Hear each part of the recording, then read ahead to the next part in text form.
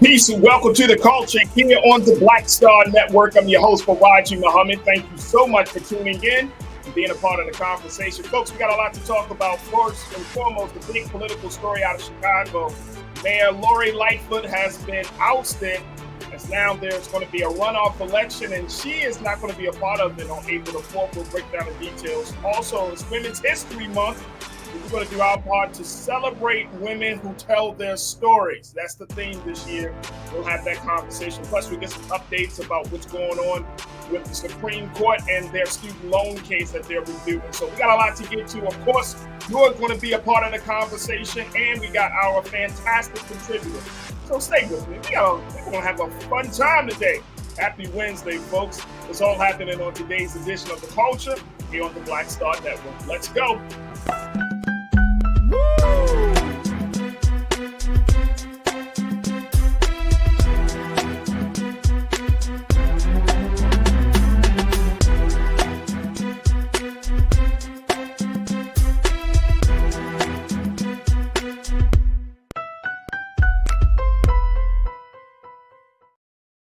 Folks, welcome to the culture here on the Black Star Network. I'm your host, Farajii Muhammad. Thank you so much for tuning in, and I'm looking forward to hearing from so many of you this afternoon.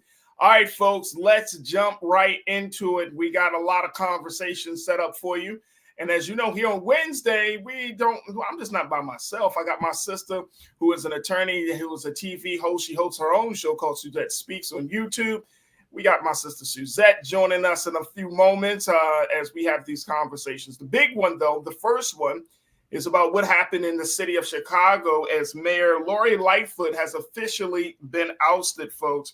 Take a look at the report that has come out now and where the city of Chicago stands on their mayor's race that happened yesterday. And it was a very, very decisive, it was a major decision that the Chicago voters had put out there, saying that Mayor Lori Lightfoot just didn't do enough for the city. Take a look at this, folks. Paul Vallas and Brandon Johnson will meet in a runoff to be the next mayor of Chicago after voters denied incumbent Lori Lightfoot a second term. Now, Vallas is a school CEO backed by the police union and county commissioner endorsed by the Chicago's teachers union. They both advanced to the April 4th runoff after none of the 9 candidates was able to secure over 50% of the vote on Tuesday to win outright. And so Lori Lightfoot, she's the first Black woman and first openly gay person to lead the city. She won her first term in 2019 after promising to end decades of corruption and backroom dealing at City Hall. But opponents blamed the Lightfoot for an increase in crime that occurred in cities across the U.S. during the pandemic, and criticized her as being a divisive, overly contentious leader. She is the first elected Chicago mayor to lose a re-election bid since 1983, when Jane Byrne, the city's first female mayor, lost her Democratic primary. All right, I want to bring my sister Suzette Speaks into the conversation as we look at what's happening in the city of Chicago. She's hailing all the way from the great city of Miami, Florida. Yes, 305 Suzette, how you feeling this afternoon? Wonderful. Happy Wednesday, everybody. Shout out to the Culture crew watching live and team replay. Absolutely. Absolutely. All right. So, Suzette, Lori Lightfoot, she was always somewhat of a controversial figure in Chicago politics, but now it has been decided. Lori, Miss Mayor Lightfoot, thank you for your services. You will no longer be needed here. It was a rough night for former Mayor Lori Lightfoot. When I looked at the numbers, Farajii, we're looking at 17% of the total votes.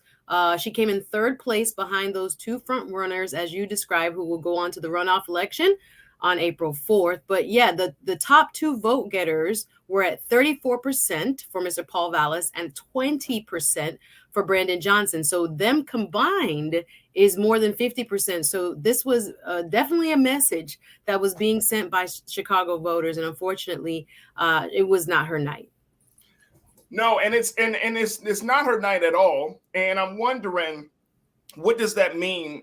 Because we often talk about Black folks in power, particularly, positions of power like, state legislator or even mayor, in some cases governor. So is this a way of is this any type of rebuke about her personally, you think? Or is this just based upon how she has, structured the government and how she runs the government? Well, she's definitely a strong mayor in more ways than one. People have criticized her leadership style.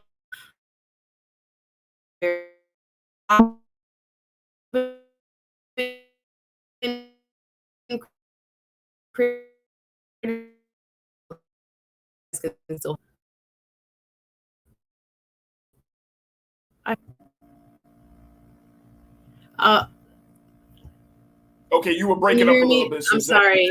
Shout out to Struggle Streaming. But as I was saying, was that crime has been up in her city. So as far as her personal leadership style, that definitely has come under critique as well. People have said that she's a very strong and assertive, kind of top down, strong leader. But she cannot deny the numbers. When people feel unsafe, they're going to, show up at the ballot box, and they did. In the last year, crime has been up in Chicago, according to some reports, about 31%.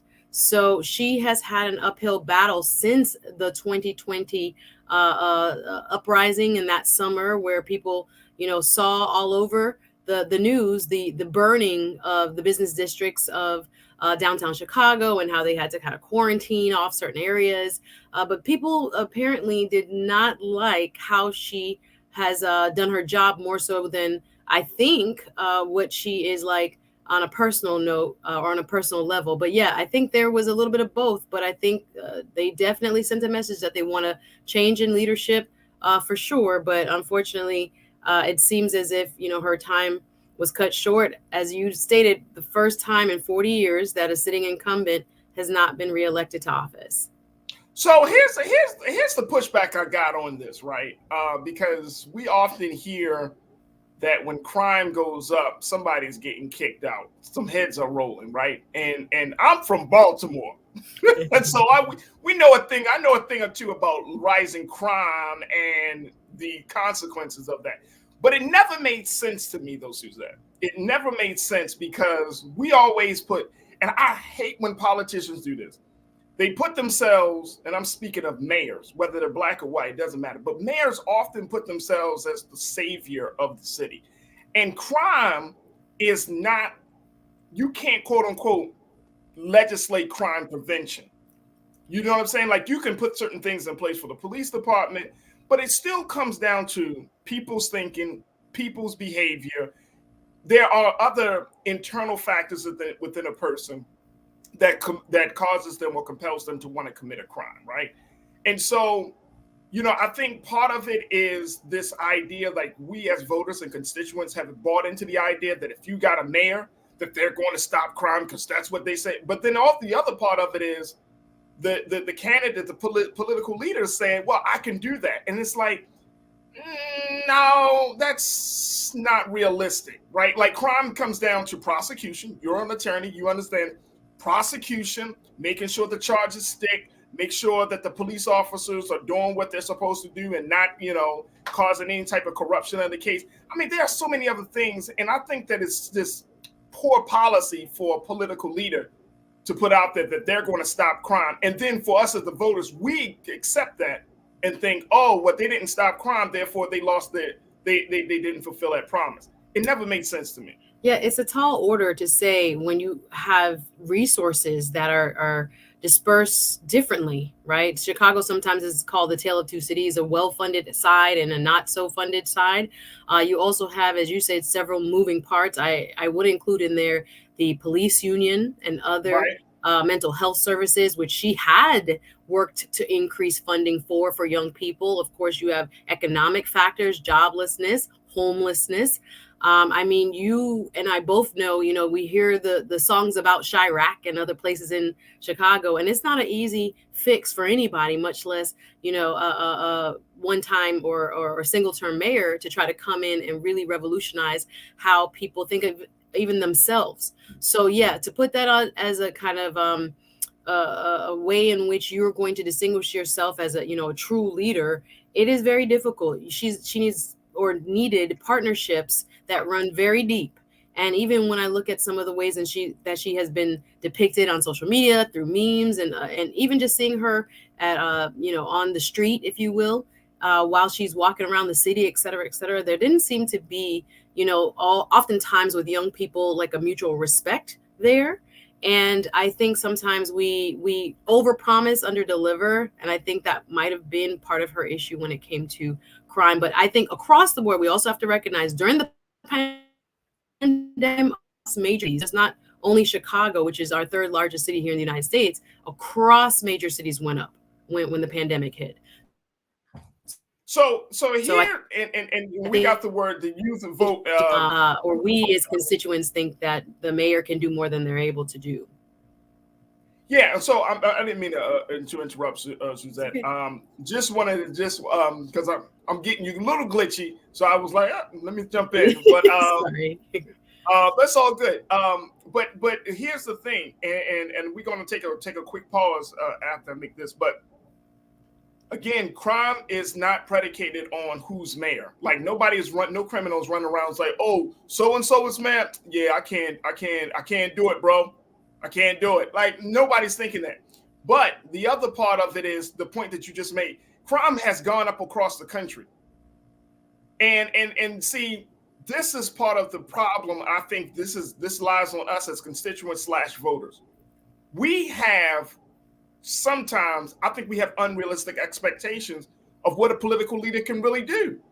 So we put it all on the government and not thinking about, what is the role that I can play to help be a partner with my government? That's the part. How do we become partners? Like we have become so conditioned, and this is not because of our fault. This is over years and decades of conditioning in America.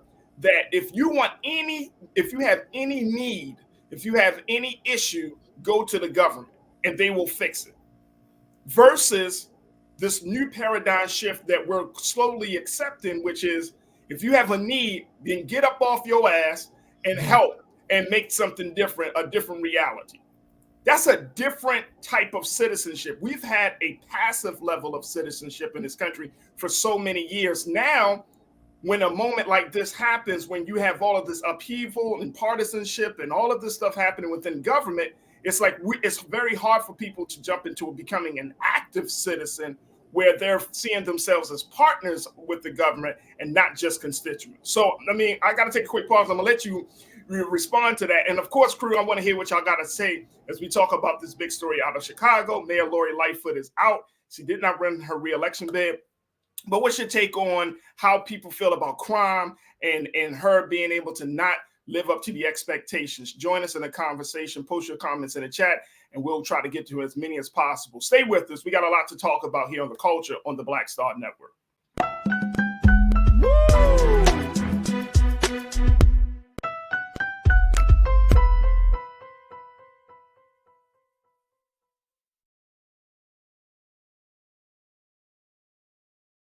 Black Star Network is here.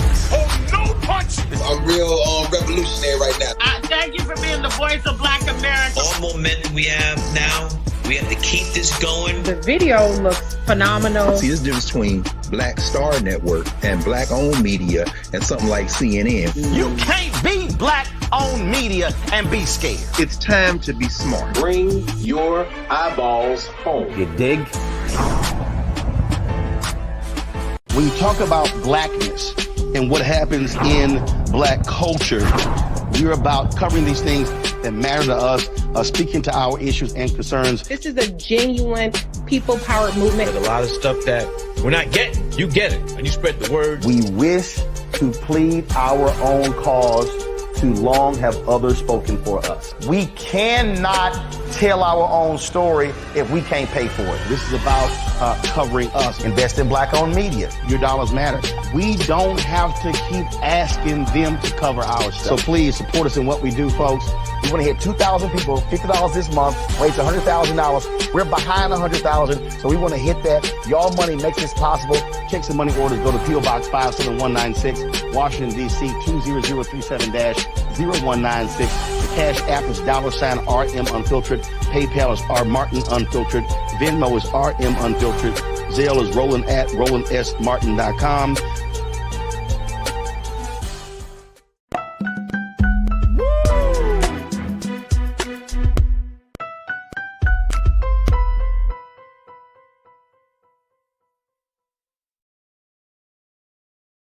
All right, folks, welcome back to the show. We've been talking about Mayor Lori Lightfoot, who has lost her re-election bid in Chicago, Illinois. And now the city is now looking to April 4th, where there will be a runoff election between Mr. Vallis and Mr. Johnson.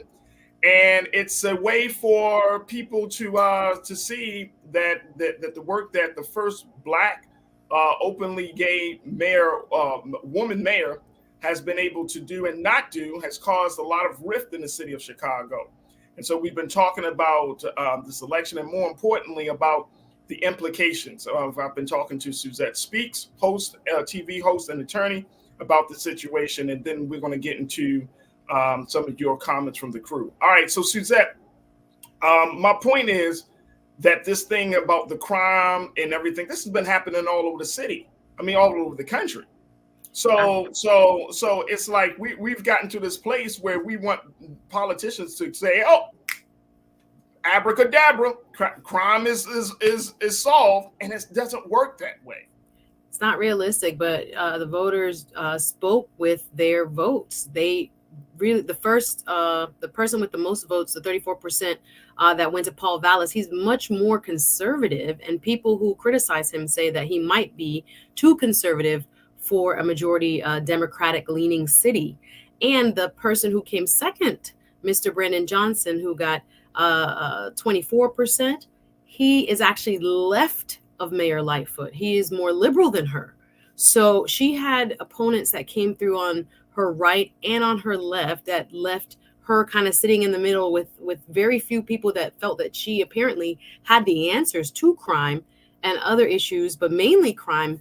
Many have suggested is the main issue that voters really took issue with her with in terms of the election. So I understand what you're saying fully, Farajii. This one person, the mayor of any city, needs partnership, needs resources in order to fight something as large as the entrenched gang culture and economic challenges across her city. This is not something that really can be cured in 4 years. And again, you had a pandemic right smack dab in the middle that she had to also contend with people, all over the country had, these issues, this increase in gun violence as we've seen across the board. But yes, I agree with you fully that there's no one person that can resolve this for any city. But unfortunately, if you don't feel safe, you vote accordingly. And as I said, for the person who is much more conservative, he has the backing of the police union to get that 34% to her 17 says a lot. And he's quite conservative. I know. Look, let's keep it 100, Suzette. When you say it says a lot, that means it's a little speculative, a little suspicious. Well, because police unions, let me tell y'all folks, and for those who may not know, police unions ride with the police until the wheels fall off. Unfortunately, these unions were created at a time in the 50s and the 60s and during a time where police brutality, of course, was happening, but they are for the interest of the cop. They are not for the interest of the community. They're not for the interest of the city. They don't give a damn about some of, the circumstance. They're for the interest of that police officer, and they're going to ride with the officer until the wheels fall off. And so, yes, I would be suspicious. You have a police union that's like, no, that's my guy, because then I'm going to be like, oh boy, when them cases come up, when those police brutality cases or other questionable cases come up, who is going to stand on the side of right? Not about the victim and the community. No, who is going to stand with right? And if a police officer is wrong, is the union really going to stand with that officer? And guess what? Most of the time they do. I've seen it in Baltimore and other cities. They stand with the officer. The officer can be wrong as 2 left feet. They'll stand with that officer out of duty to protect that officer, and it's absolutely insane. So I'm giving the same eye as you gave, Suzette, on that one. Mark, let's go to you. Checking in. You say, with those off the rack suits and no solutions but a million excuses as Black kids died weekly. Well, again, we got to become active citizens. We don't have to do any personal attacks though, Mark, by her outfit. I mean, it could be personal attacks, and guess what? And here's what's might going to happen. And you tell me if I'm wrong about this, Suzette.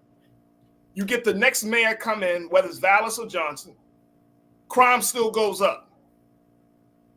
Now what? They gonna turn it and blame her. I inherited a mess. Like, it's like you're in a bad relationship. You're like, oh, I got out the bad relationship, and you attract the same exact type of person that you just got out the bad relationship with. Basically, yeah. I mean, and then you be like, well, see, it's them. No, it may not always be them. It might just be us not taking our citizenry well enough to become active in putting the fire of accountability, the fire of responsibility under the asses of these people that stand before us. Yeah, I think it would need to be a coalition of people, grassroots folks, people who know the neighborhoods. I don't think you can have an outsider come in and necessarily eradicate crime in Chicago. It is just deeply entrenched. There are parts of that city that are just, for decades now, been under almost a plague in terms of the death of young Black men being a constant within the certain boundaries within the city. So we know that she tried her best, but again, with the pandemic, she also had issues not only with the police union, but with the teachers union. Chicago was one of the last places to reopen their schools as far as major cities are concerned after the pandemic. I don't know if you remember, there was a huge strike that was covered nationally where Chicago teachers went on strike, and the teachers are actually supporting her other opponent who would be in the runoff, Mr. Gibson. So neither of these major unions took her side in this election. Let's go to Chicago, because Pepe Akins, thank you so much for checking in. You said, I'm in Chicago. Vallis is the Make Chicago Great Again candidate. I tell you, very conservative from what I've read. Yeah, very conservative. Yeah. Okay. I'm wondering, the other part of it, Farajii, when you have 9 people in a race, it's going to split the vote. And that's what happened to her. Right. So sometimes it's not even a rebuke of her, but when you have 9 people that siphon off these little, amounts of votes, you're just not going to be successful. Truth is power. You said, my guy, you said they spoke with their vote in this situation. I wish they would, that we would speak with our vote every time. You said every time, and get yourself registered, self-educated, and vote all positions. I mean, people spoke. Look, here's the thing. People can vote for who they want to vote for. The fact is you got out and exercised and vote, right? So if you don't vote for my candidate, I can't be mad because you didn't vote for my candidate when I'm encouraging you to vote. That's the way you think you vote your interest, hopefully. So that's fine. But I just think that in order for us to get off this vicious cycle, that we should really look at the candidates and think in terms of the long haul, Suzette. You know what I'm saying? And not just think, okay, here's what I often see, especially when it comes to like crime, that we want to a la carte a candidate and be like, oh, he's strong on crime. But the other parts of that candidate's agenda might be terrible. Exactly. We're afraid. We're so afraid. We need. It may not be in the best interest, but you be like, he's good on crime. Yeah. But what about education? What about healthcare? What about constituent services? What about building relationships with young people and seniors in the community? Like looking at all of these other pieces, you'd be like, he's good on crime. What about economic development for small businesses and Black-owned businesses and women-owned businesses? You know what I'm saying? Like, where do the candidates stand on those things? I mean, if it comes down to figuring out, okay, you got these 2 candidates, you're right, and you mentioned it, 9 candidates, nobody's going to sit around and try to look at the agenda of 9 candidates, right? Some of us may, but not a lot. Mm-hmm. So if you got these 2 candidates, now you can say, okay, which candidate speaks to me and which candidate doesn't? And it then kind of worked it that way, becoming more informed as you're talking about using your citizenry. Am I crazy in this thinking this? I'm like, I feel like no, you have to. Like, what? Yeah. If you're anti-Lori, you have to be for someone else. So you have to be very careful. I'm not even. Of course, I lived in Chicago for 1 year when I was 18 years old. 1 year, from 18 to 19. But I mean, Chicago always has a special place in my heart. But at the same time, You know, you're not going to get if you want a transformative political leader, you're going to need a transformative policy. You're going to need a certain type of person. May not be Lori Lightfoot, but Chicago deserves, especially black folks in Chicago. Black people in Chicago have struggled so much.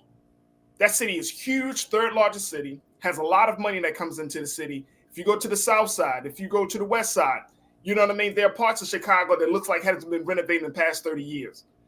So, you know, it's like, we got to really think this thing through. Yeah, we're going to have to, whoever wins, for people who live in Chicago, I act like I live up there, but we're going to have to proverbially speak of the voters get out. There are, like I said, it's a distinct vote between Paul Vallis and Brandon Johnson. So you're going to have to make your voices heard. If you know that one seems to be leaning, again, on a single issue, and we don't really want to be, as you described, single issue voters, we have to look at the totality of where their policies are and see if they're going to serve our communities. So we got to really look at that. But again, you have another crack at the apple, a bite at the apple, Chicago. So you will need to get out and get your friends out on April 4th. Absolutely. Absolutely. Look, let me get one more in. Alf checking in. You said Vallis was in charge of school district of Philadelphia when it had been taken over by the state. He drove resources out the district. Who vetted his resume? Yeah, he's a former, we call him superintendent down here, but the head of the school district there. And some people have questioned, again, he's flip-flop even in his party. When Obama came in, he became a Democrat. There's some history there. People need to research and see if you were satisfied with the job he did while he served as head of the school system there in Chicago. There's a lot. He's been around for a little while. He ran for also governor. He ran for lieutenant governor. So he's not new to the game. So again, I question people like that, Suzette. You got to look at the track record. Like that. If you ran for 3 and 4 different positions, I'm like, nah, dog. And it's like back to back every year you running again. Hey, I could be your prosecutor. Hey, right. It's almost like I could be not saying him, person. I could be your you want to stay relevant. Yeah, exactly. There are people in Miami like that. Trust me. I'm like, what they gonna run for next? And it's like, right. There are people in Baltimore was like that. I remember. It's like one guy. He ran for like 2-3 different positions, and it's like, bro, you seem like you're more hungry for power than it is for wanting to serve the people, and that's a problem for me. So we will have to see. Of course, April 4th is just around the corner, so we're going to have to see how voters in Chicago are going to move forward on this. But it is official. Mayor Lori Lightfoot has lost a re-election bid, and we will see what the vision of Chicago will be coming up. Folks, we got to take a quick pause. When we come forward, me and Suzette will continue to chop it up. Stay with us. We got a lot to get to here on The Culture right here on the Black Star Network. We'll be right back.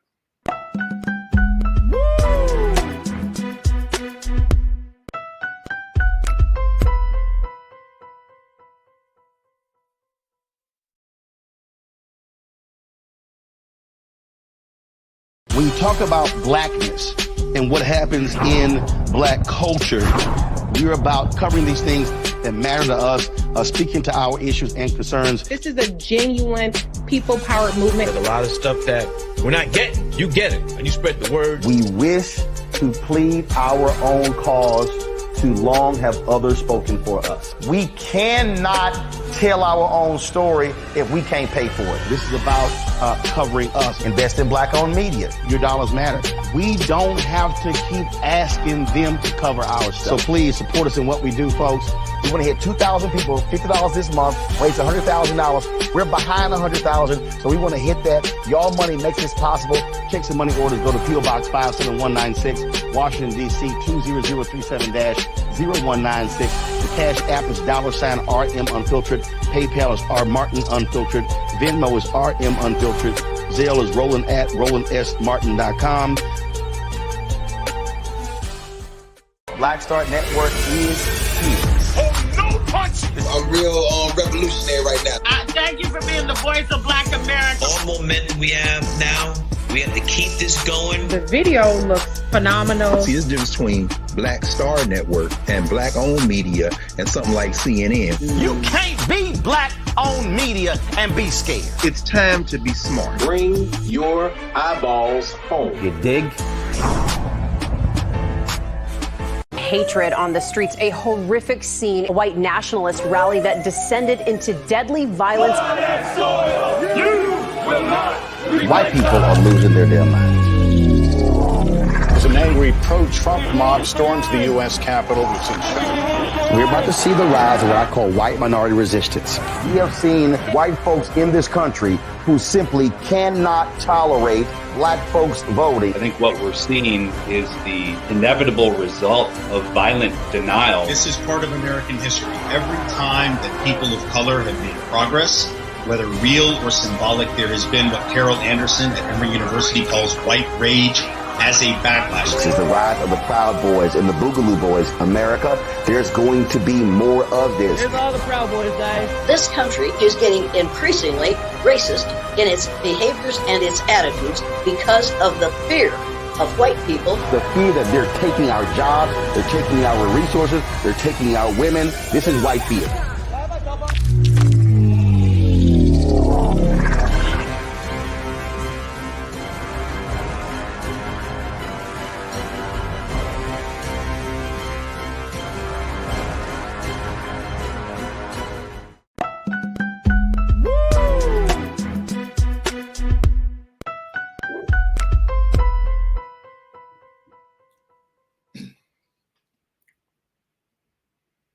All right, folks, welcome back. Have you ever heard of the term white flight, where there are that term was often used to describe the large population of white people who have moved out of the city into the suburbs as a result of many factors, from crime to taxes and a whole lot of other issues? Well, there is something that's happening in the city of Atlanta that's taking white flight to the next level, where white people and white residents are not just leaving the city of Atlanta, but they're looking to establish a whole new jurisdiction. This is the situation in the case about what's happening in the community of Buckhead, which is currently a part of Atlanta, and how two bills are looking to create a separate jurisdiction for this affluent community. Take a look here, folks.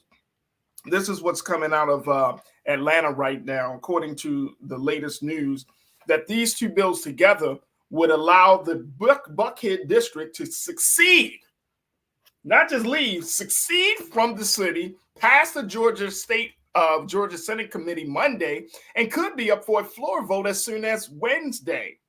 If approved by both legislative chambers and signed by Governor Brian Kemp, who is a Republican, the measures would allow residents of the roughly 24 square miles, 62 square kilometers, Buckhead area to vote in November 2024 on whether to leave Atlanta and form their own city.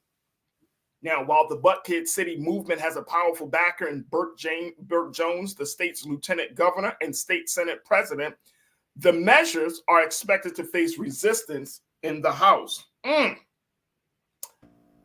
Let's bring my sister Suzette back into this. Suzette, you brought this to my attention. Yes, sir.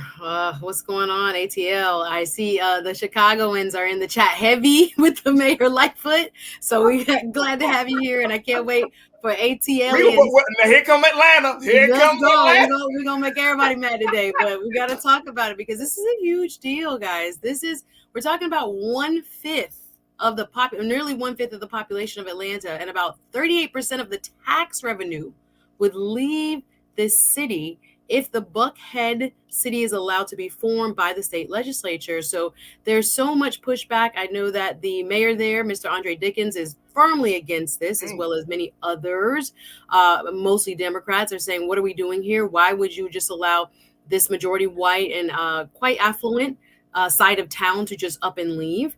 There have been rumblings about this happening for several years. Actually, from when I was a little girl, I heard this as a rumor for years and years, but it never really got serious traction until about maybe the last cycle of elected officials. It was the state senate president before now, as well as the House of Representatives chairman in the state legislature of Georgia, that kind of knocked it down and didn't give it life, but now it has life.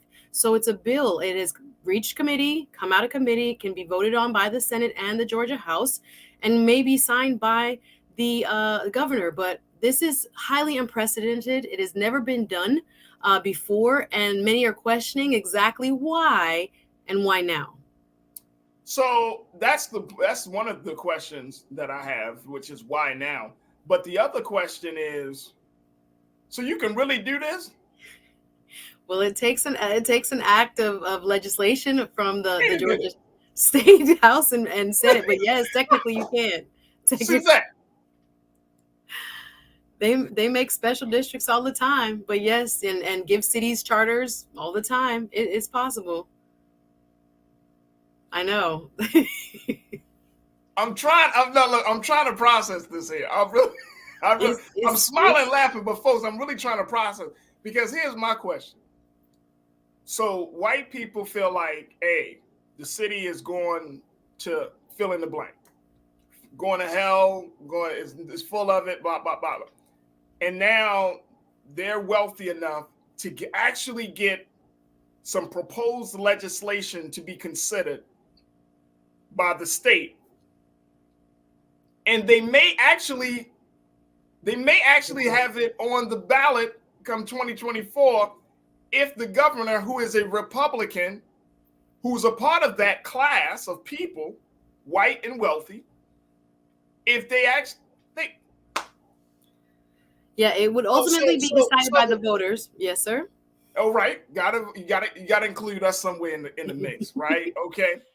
But my thinking is, does this open a door for us to have a real conversation about Black people becoming more independent?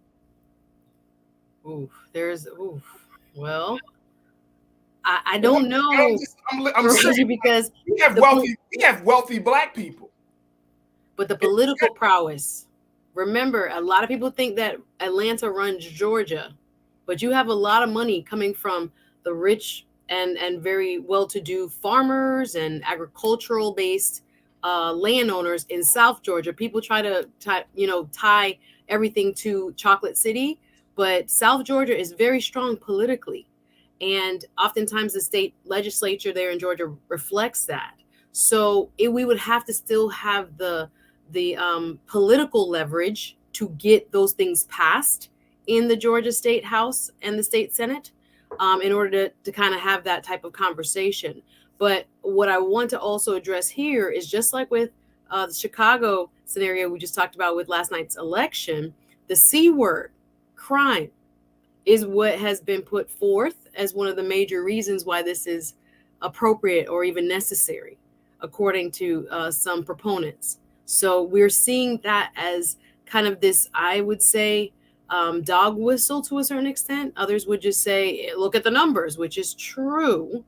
But we are going to have to kind of debate whether that should mean actual secession, as opposed to having other ways of addressing that, if that is the issue really at hand. The other thing I want to bring up, Farajii, is that this special new city district would also have the land that within its boundaries that would be designated, or is being kind of disputed and fought over right now, to be designated for that large cop city that it has been, in the news, where they're trying to develop a huge training facility for police officers. And there have been even one gentleman who was killed while protesting on that land a few months back. But yeah, there's so many other kind of intricacies that people are wondering what's really behind this move and why now.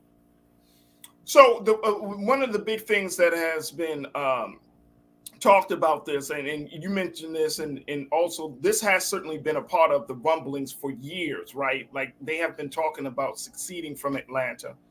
But according to the reports, it shows that crime has been the determining factor for this new level of momentum that we're seeing. That now people in Buckhead, the residents of Buckhead, are saying, look, Atlanta is getting too violent. Atlanta is becoming a real problem. And so the police district is keeping Buckhead safe there, but the rest of the city is suffering.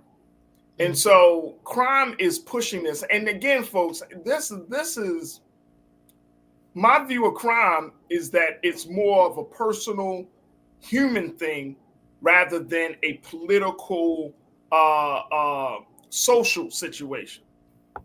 Like the way we're looking at crime might be the wrong way of looking at it. You know what I mean? Because we can put more police out there. We can have round-the-clock security in certain neighborhoods. We can have all of this new technology. We can have special training and all of these things. But you're not dealing with the very essence of crime, which I truly believe is how people think that a person can go from calm to violent in a matter of seconds in America. And as a result of that, we're doing like a lot of external, putting bandages on a situation instead of getting to the root of the wound, which is people's imbalance, which is people's view of how they see themselves, which is, so many other complexities to that. So it's like, are we really addressing the crime situation? You can't run from crime until you start to deal with human development and human behavior. And I feel like the reason that we don't talk about that, because it's not sexy. It's not easy to put into a package. It's not easy to put into a soundbite. It's like, oh my gosh. It's not easy to legislate. It's not easy to legislate. Mm-hmm. But we're exposed to violence from politics, from policy violence to systemic violence. We're exposed to violence every single day that we're alive. And I'm talking about Black folks and other marginalized communities. So now you get a surprise and you're afraid because now we're violent when your policies and your systems are violent themselves. Like, it doesn't make sense to me. So we're not getting to the root of the problem. You can run as far away. You can go into the hills of Hollywood for all I care. Guess what's going to happen? Gonna follow you. You can't stay on your perch forever. Yep, absolutely. You can't just be like, I don't want it, so therefore it's section me off from the rest of the city. The other part of it is very quickly is the tax base and the ratings of the city. Yeah. The ratings of the city will actually go down. According to Moody's Investment Services, it said in October that Atlanta maintained a AA1 rating on the city's approximately $650 million outstanding general obligation unlimited tax debt. So you have, the ratings are still strong. If you have that many people moving out of the city, the rating is going to go down.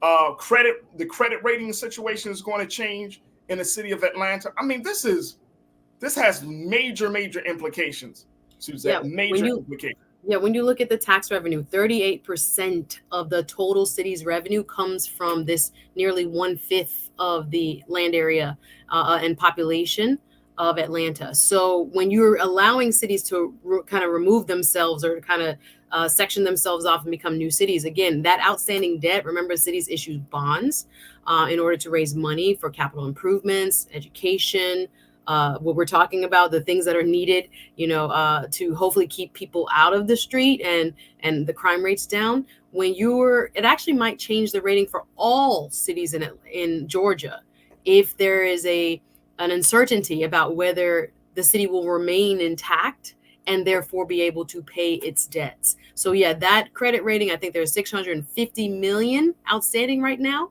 in IOUs for the city of Atlanta. So yeah, this would affect that tremendously and kind of leaves the rest of the folks, the 4/5 of the population, kind of on the hook for that remaining debt.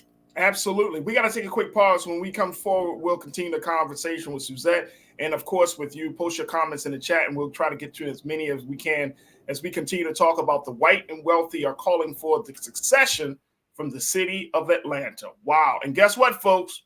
This may not be the only city that this is happening in. Wow. Stay with us. That conversation continues right here on The Culture on the Black Star Network.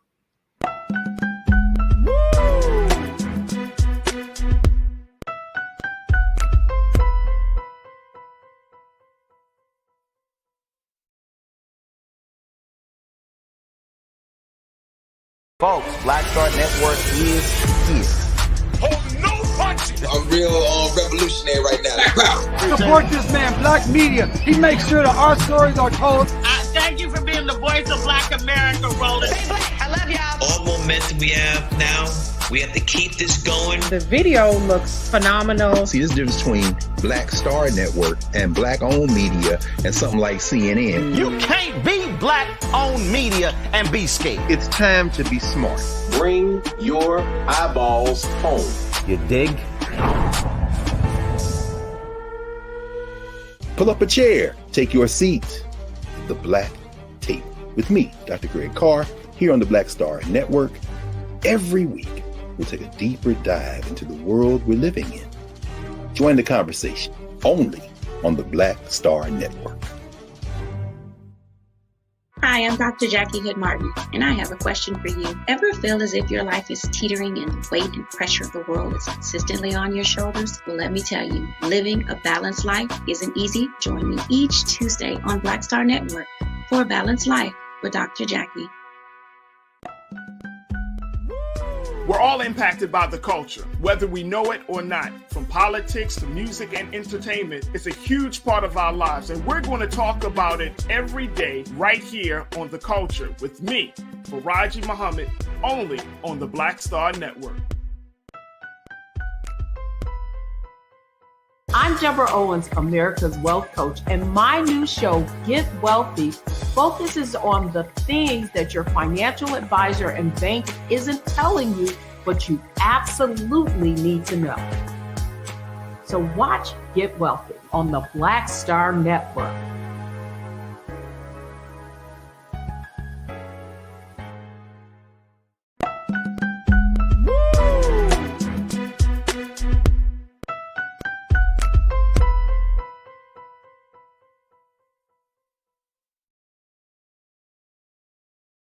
Folks, welcome back to the show. We've been talking about what's happening in the city of Atlanta, where white and wealthy residents of the community of Buckhead is looking to succeed from the city of Atlanta for a number of reasons, mostly because of crime, and looking to establish their own jurisdiction as an independent city.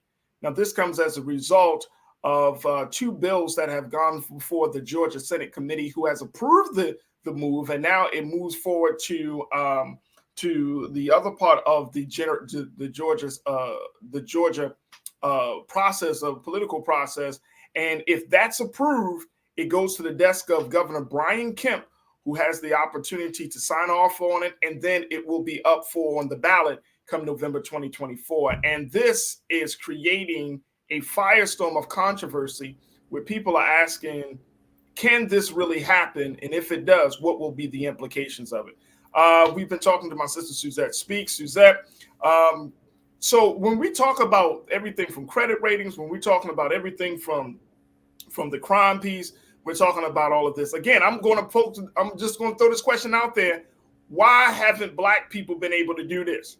You said political prowess.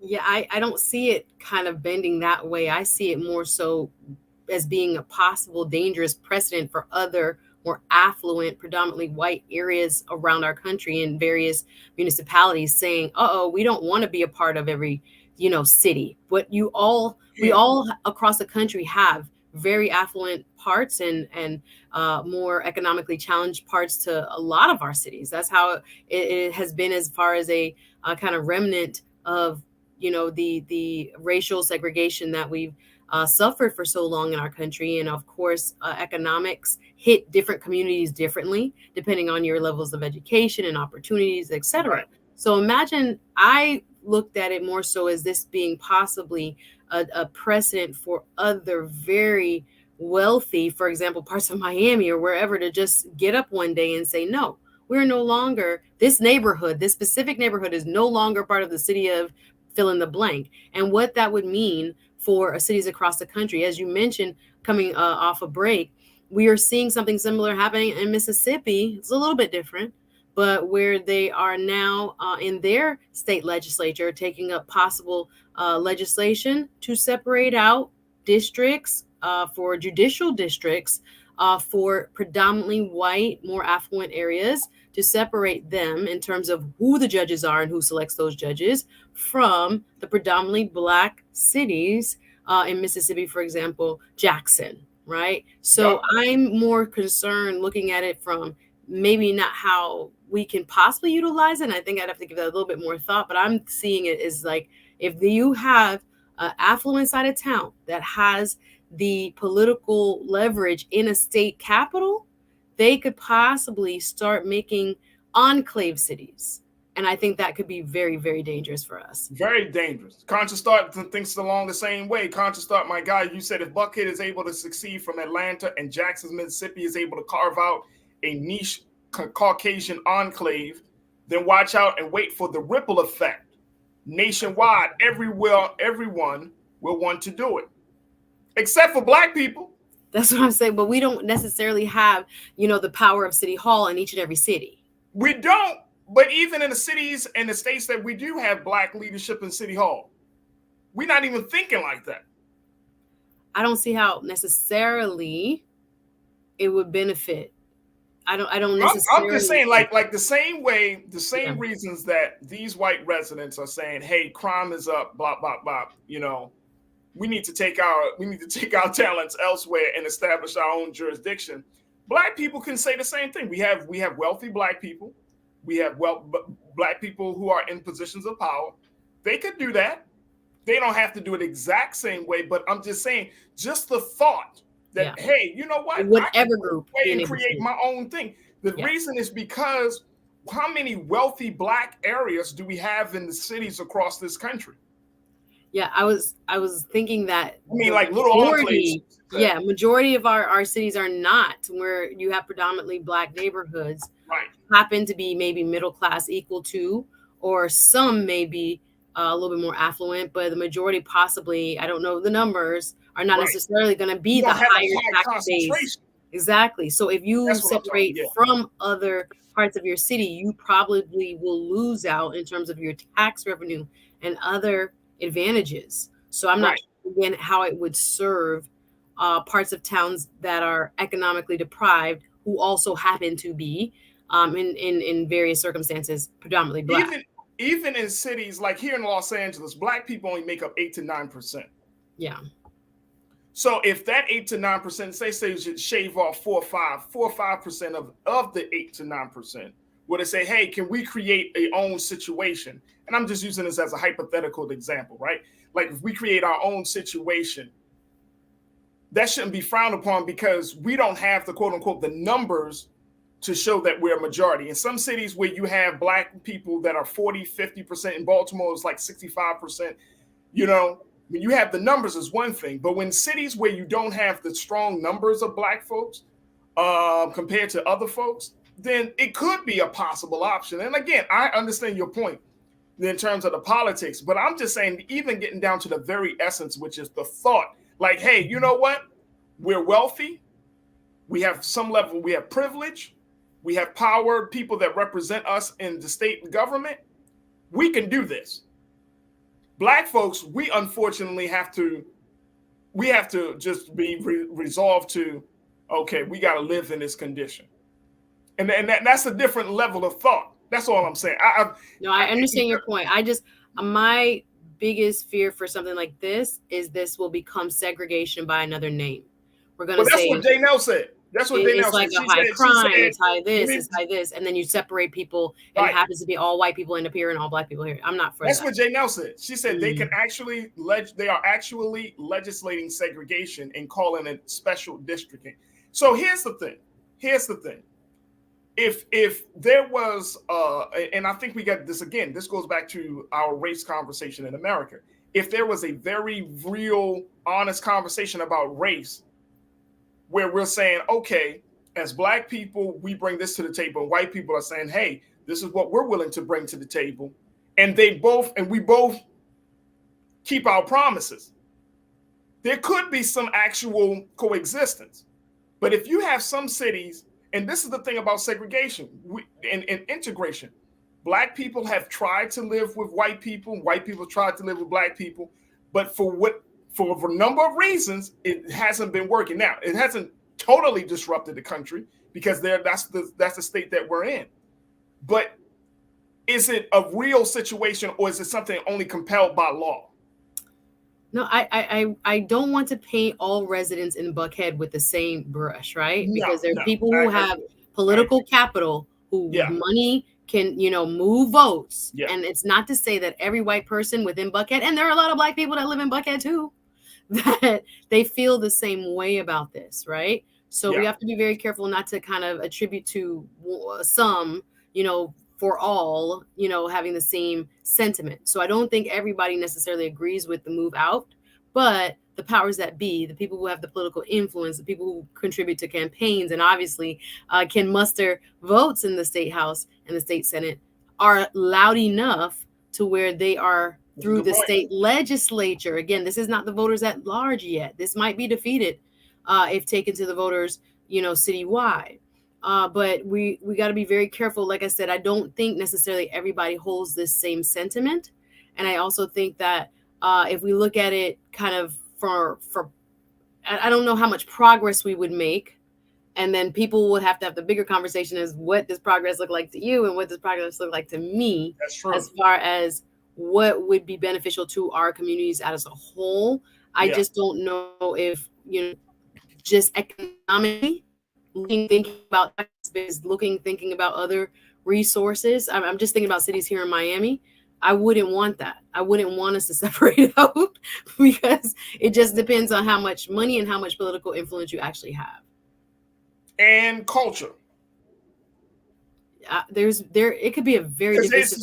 There's an economic piece to it, but then the cultural piece, and I think that's the other underlying thing that Buckhead is probably saying culturally, Atlanta and the direction that Atlanta is going, culturally there was an influx of new black folks that have moved to Atlanta as a result of a variety of factors now being called Black Hollywood in some cases. So, culturally, Atlanta has changed. And some of those white residents could be like, you know what? I don't want to deal with that. And that's fine. That's cool because every community have their own culture. But now it's getting to a different place. And so when you have a situation like this, it's like you, regardless of whether you actually feel like, oh, no, I'm not doing this because I'm racist, or I'm not doing this because I don't want to live around black people, or I don't want to, I think I'm better than the mainland or whatever the case may be. But it's hard to differentiate those persons from the persons who are moving forward with this effort. And if you're in the city of Buckhead, if you're a white resident, are you going to leave Buckhead and say, no, I'm moving back to Atlanta? Or are you going to be like, it may not be a bad idea? I don't know.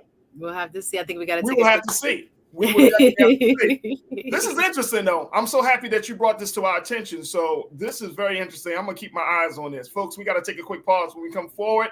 It is Women's History Month here with March 1st, and we're going to talk about what it means.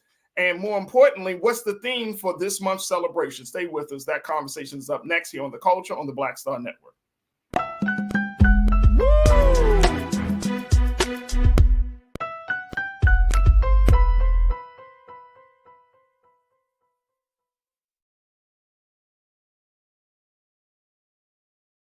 Hatred on the streets, a horrific scene, a white nationalist rally that descended into deadly violence. White people are losing their damn minds.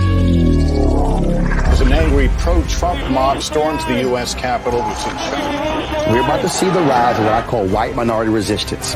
We have seen white folks in this country who simply cannot tolerate black folks voting. I think what we're seeing is the inevitable result of violent denial. This is part of American history. Every time that people of color have made progress, whether real or symbolic, there has been what Carol Anderson at Emory University calls white rage as a backlash. This is the rise of the Proud Boys and the Boogaloo Boys. America, there's going to be more of this. Here's all the Proud Boys, Dave. This country is getting increasingly racist in its behaviors and its attitudes because of the fear of white people. The fear that they're taking our jobs, they're taking our resources, they're taking our women. This is white fear.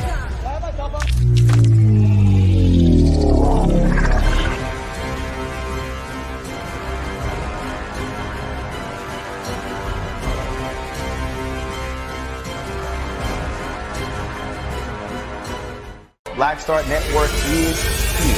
Oh, no punch! I I'm real revolutionary right now. Thank you for being the voice of Black America. All momentum we have now, we have to keep this going. The video looks phenomenal. See, there's a difference between Black Star Network and Black-owned media and something like CNN. You can't be Black-owned media and be scared. It's time to be smart. Bring your eyeballs home. You dig?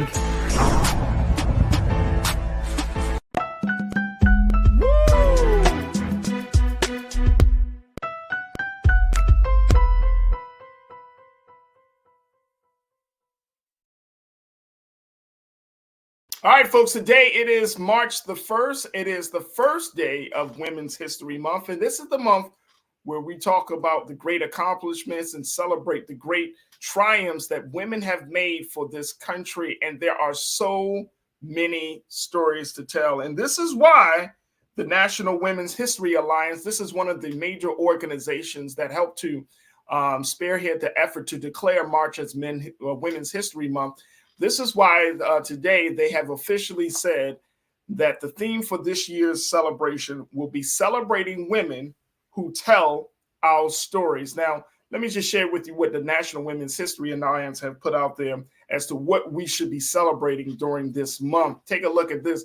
This is from their website, but they said throughout 2023, the NWHA will encourage recognition of women, past and present, who have been active in all forms of media and storytelling, including print, radio, TV, stage, screen, blogs, podcasts, and more. The timely theme honors women in every community who have devoted their lives and talents to producing art, pursuing truth, and reflecting the human condition decade after decade. Oh, well, I'm so happy that today landed on the first day of Women's History Month, landed on Wednesday, because we want to celebrate Suzette Speaks. Hey, let's go. Hey. Happy Women's History Month, everybody. It's a beautiful time of year where we get to share stories and celebrate. Yeah, right, super important. Suzette, looking at this month is talking about, women telling their story. How does this resonate for you? Why is this so important? Well, it's super important. I was trying to look up some numbers as far as pay in terms of what a man makes. All about that money. I hate you, Suzette. You've been on that money. We've made so much progress, right? Pay equity is one of my key issues. And again, it can be difficult to track because so many people, their salaries are kept hidden. And I see a movement now moving away from that. But nonetheless, according to some reports, women on average, and I think that includes all races, make about 82, some say 84 cents for every dollar a man makes. And there has been a lot of progress. And I think the storytelling aspect of what we can do through this month is going to be super powerful, because I think a lot of times within our multi-generational society, people who might feel as if we've come far enough may not really truly understand the sacrifices and the distance that we've come and in such a short period of time. Yeah. When I'm thinking about how, the 50s and the revolution there, the birth of feminism in I think it was the early 1900s. The first Women's History Week was actually by the Communist Party here in the United States back in, I believe it was like 1904. And it was Women's History Week for a long time until I think Jimmy Carter still had a Women's History Week. And then in the 80s, it became nationally Women's History Month and now celebrated across the world. So it did start here in the United States. But of course, there are also various stories about the origin as to where it came from, why we chose March. And I've read that there was apparently some sort of suffragette march or riot back in the 1800s, but some dispute whether that even occurred or whether it was made up to justify the celebration. So we've gone from a day to a week to an official month that is signed in or recognized by each and every president each and every year. So yes, the storytelling for me is super important, because I do think we have a lot of unsung heroes, and again, from all economic backgrounds, all ethnicities, walks of life. There are so many stories that need to be told about women overcoming the odds and making progress in whatever way they see fit. So I think this is a wonderful time of year. I'm big on celebrating it, and I'm an event producer myself, oftentimes putting together events. But I think the storytelling theme is quite appropriate. So the other part about the whole storytelling theme is women often aren't seen, especially Black women, right? Black women aren't seen enough. We don't know the struggle, the path, the story that Black women have to take, or the stories of Black women who have made great contributions. So when I was reading about this theme, I was like, this is perfect, man. This is perfect, especially at a time where so many people have made these generalizations about who women are. And I'm not just talking about Black women. I'm just saying women in general from all different backgrounds. You know, we think we know women. And I'm saying as a man, we think we know women. We think we got y'all all figured out and stuff. But y'all very... Is that possible? No. No, it's not, Suzette. Clearly, we're complex. We're very complex. Y'all too complex and too layered. I like sisters. I hear sisters say this all the time. I am very low key. You're like, actually, I am low maintenance. You know what I'm saying? I don't ask for a lot. Like, oh my! I just want you to give me the world.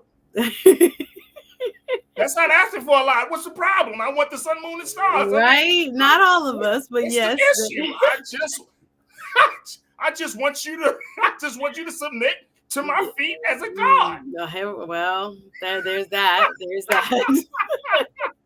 Sound like a podcast right now. Sound like a podcast. Right. Yeah. But no, I think it's important. Stories. Here's the thing about stories, and which is why I think, even here on Black Star Network, this is why we're talking about the power of the story. Stories open us up to understanding a person. When you have a good story, when you hear a person's story of how they got from point A to point B, it makes you have a greater either respect for that person, a better, compassion for that person. Like, you know what I mean? Like, people don't know your story, Suzette. Like, I'm sure you have a very, very important, interesting story, right? If people sat down and kind of chatted with you, like, Suzette, how did you get to this place? How did you become a lawyer? And all of these things. That story, your story alone would be so powerful. They'd be like, wow, I didn't even know. Exactly. Absolutely. But to see the story, and this is the beauty, to see women tell their stories in the media space, especially like from podcasts to film, TV, and these things. I mean, we're starting to see Hollywood is slowly turning to women to hear their story. And I think it's an important move for so many Black women.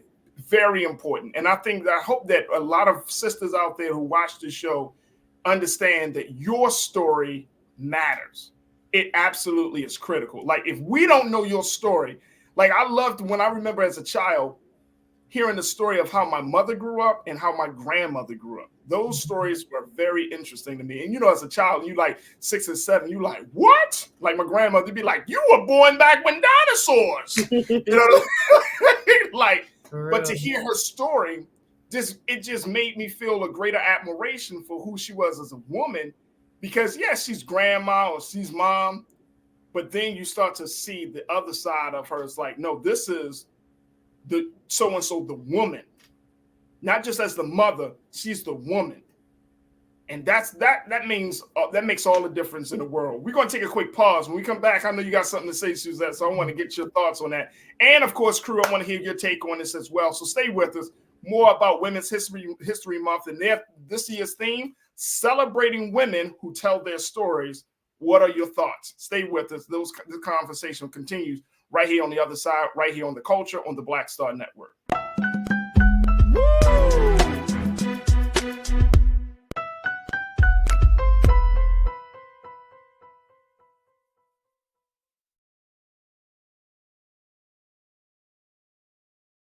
Black Star Network is here. Oh, no punch! I'm real revolutionary right now.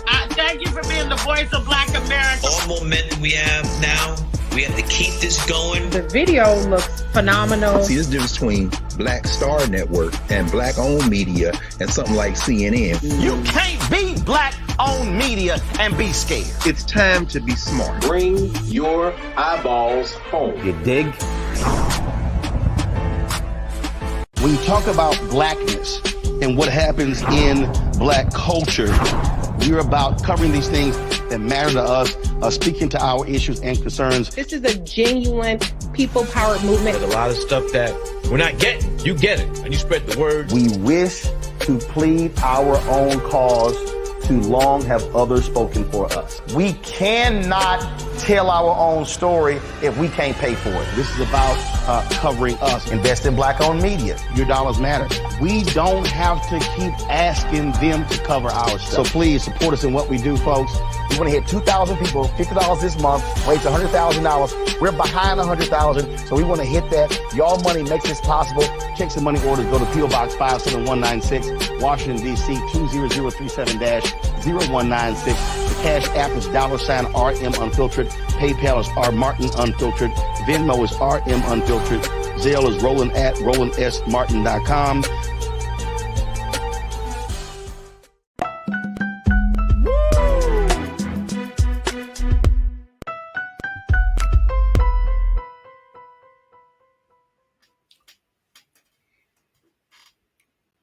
All right, folks, welcome back to the show. We're talking about the first day of Women's History Month, which is actually today.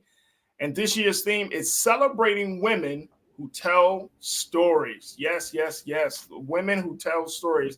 I got a woman who tells stories all the time. I ain't talking about stories like she's lying. I'm talking about stories of other women and other people who speak their truth. My sister Suzette Speaks, TV host and attorney.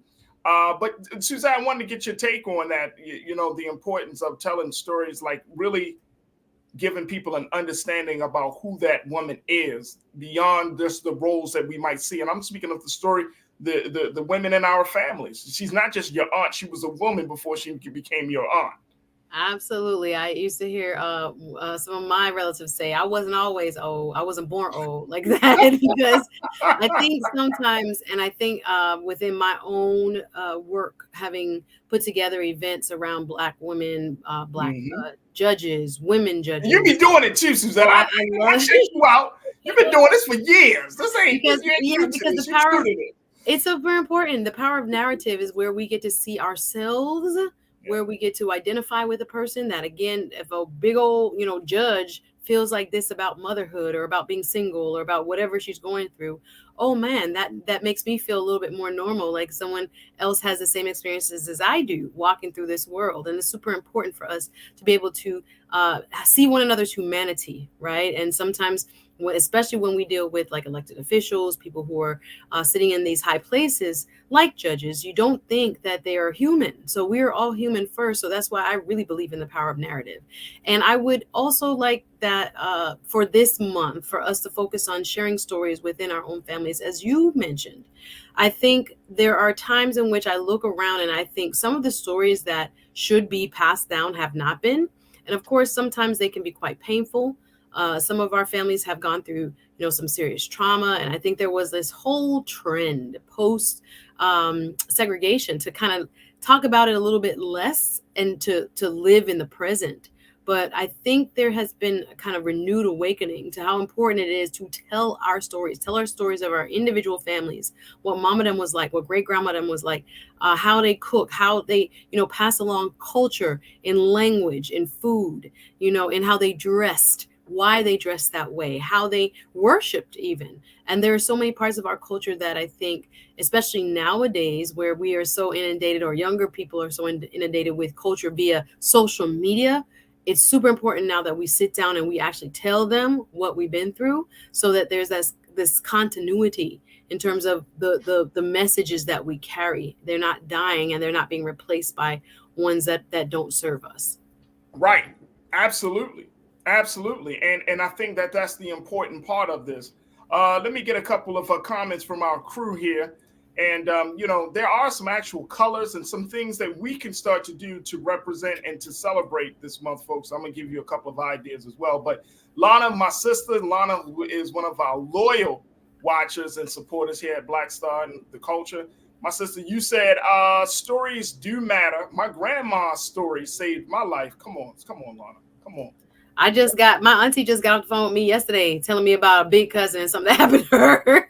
And wow. I was like, Woo, Wow. really? She was like, yeah, don't do it. Don't do it. Because and I'm glad you brought that up, and Lana brought the same point up. Like, now that I have a daughter, and even when I was growing up with my sister, having, like, when my mother was alive and then my sister was around, like, that level of connection, being able to talk about those certain stories, right? When my grandmother on my mother's side was very close to my family, so she raised me just as much as my mom and dad. So, hearing those stories, right, and learning those lessons from grandma and from auntie, I mean, this stuff it empowers. And as a boy growing up into a man, and I will say this, like, you got to listen to your grandmother. Like, there's that old thing, Suzette, and I'm sure you heard this, that if you want to choose a quote unquote good man, see how he treats his mother. Mm-hmm. Yeah, sounds about right. What's the relationship that he has with his mother? What's the relationship that he has with the women in his family? You know what I'm saying?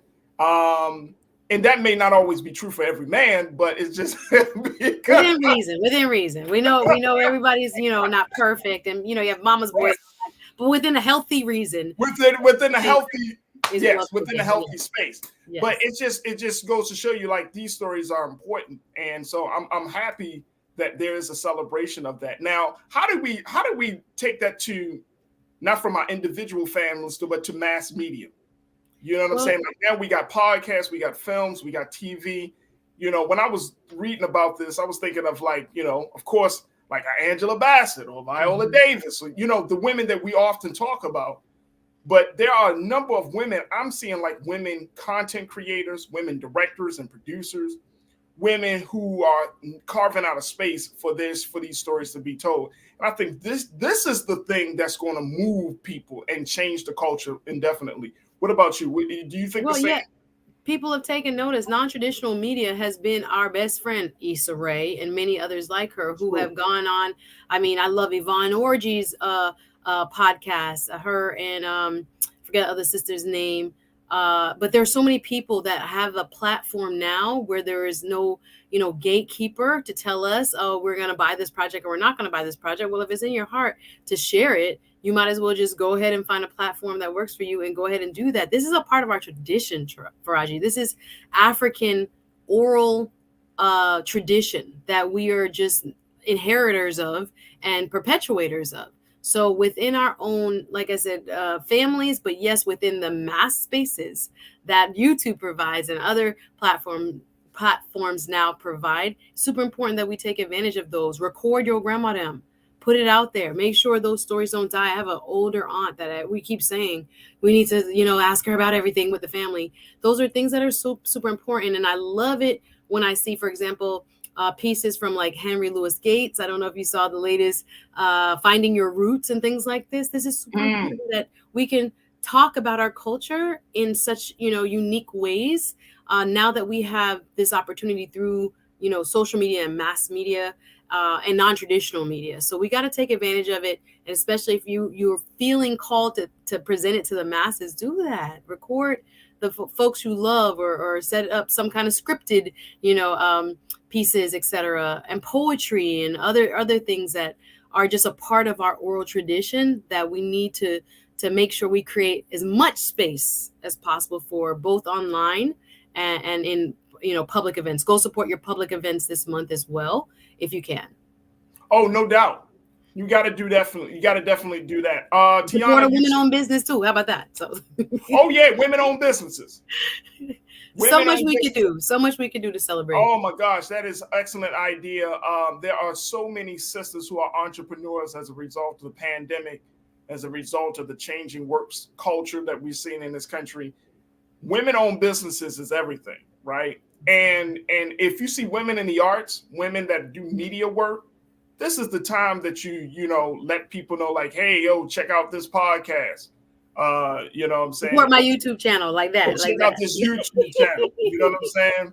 So, it's there's just so many things that can be done.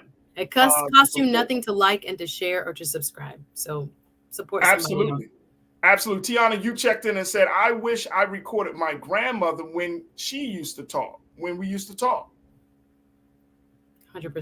Absolutely. I think about that. I think I have one. Imagine a cassette recording with my grandma on it. A cassette? Yes. I don't know who captured that, but I was like, we got like, well, it's hiding in somebody's house. Yeah, thinking about. Why y'all treat grandma like she in an interrogation? Hold on, grandma. Hold on. No, but bless her heart. When she was alive, that's what she had. So people tried to do it, but now it's so easy. Pick up your phone, listen, sit down. Yeah. You know, kind of rest at their knee. There's a saying about that to learn, because God gifted them, you know, a few more years ahead of you, so you don't make those same mistakes, or that you learn from their life experience. So we need to go back to really honing in on trying to utilize it for ourselves, but allowing other people to also kind of glean from their wealth of knowledge. Absolutely. My sister Karen Carter. Karen, you said, I am the matriarch of my family. I love and tell the great stories of our family sheroes and ancestors. My daughters are now telling their great stories. We keep legacies alive. That's why I love Karen. It. That's why I'm loving it, Karen. Come on, sis. That's what it's my about. LA sister right there, y'all. That is dope right there. Mimi, you said, I love being a beautiful, intelligent Black woman, and I love all my sisters in the chat and beyond. Awesome. There we go, Mimi. There we go. That's what it is. And then Tiana also said, Farajii, my grandma has some stories that were too funny. Absolutely. But when grandma tells stories, my grandma used to tell the funniest stories, because she used to insert, like, she'd be like, yeah, so this happened. I ain't like that woman. They're unfiltered. After a certain age, they just say it, tell it like it is. It's unfiltered and it's the best. I love that about my grandma. I ain't like her spirit. My grandma would be like, the whole nasty right about her. You're like, wait a minute, grandma. Calm that down. No, I had two separate, like, real different grandmas. I had a very church-going, a love Jesus grandma, and I had like a smoking, cussing, play dominoes grandma. Oh, those are best grandmas. I love the best of both worlds. You need both. Yes, exactly. My grandmother was a balance between the church. She'll talk about the church, but she'll remind you of the street. Don't let her have to go back there, right? Don't let her. My grandmother was like 4 feet. Less than about 100 pounds. You know what I'm saying? She was a small frame woman. But when she walked into the room, her energy and her personality was like, oh, you don't mess with her. You don't mess with Miss Brown. Like, no, you don't mess with Miss Brown. No. Miss Brown, whatever you need, Miss Brown. She'd be like, boy, and she often say her little fist, smack you upside. I'm like, Grandma, put the fist down. Nobody afraid of you, Grandma. I am, but nobody else. Right. You know what I mean? So big shout out to all the mothers, the grandmothers, but more importantly, big shout out to all the women. This month, we're going to do our due diligence here on the show, Suzette, to talk about some powerful women that are putting out some powerful stories. And, you know, we want to highlight that this month. So big shout out to all the women. This is going to be an incredible month. Just like Black History Month was an incredible month. This month should be a call to action for us to understand and to get into a better respect for the woman. Because when we learn that understanding that woman, that is going to be important. I think June is also for what? June is for Father's music and Father's Day. Father's Day. I know that's because I know some brothers. Right. What about the man? Trust me, brothers. It's coming. Yeah, it's coming. We got to take a quick pause. When we come forward, we're going to be checking in with the Capitol Hill correspondent from the Griot, Ashley Banks, to give us some updates on some of the other big stories of the past week. We're going to get her some updates about the student loan case that's being determined by the Supreme Court and more. So stay with us. That conversation will come up here on The Culture on the Black Star Network.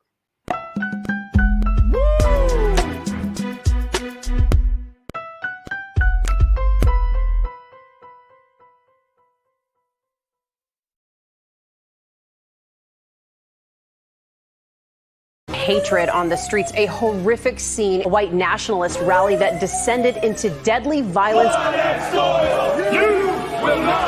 White people are losing their damn minds.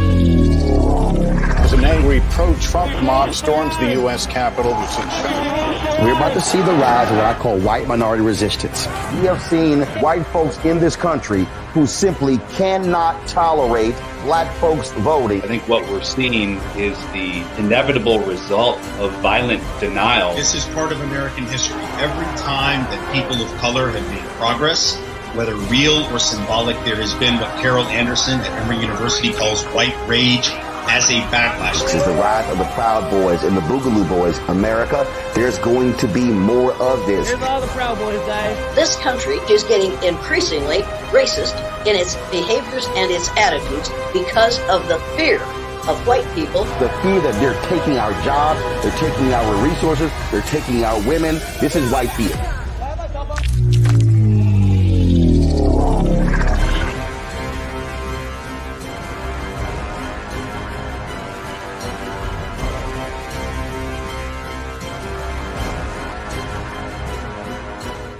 Black Star Network is here.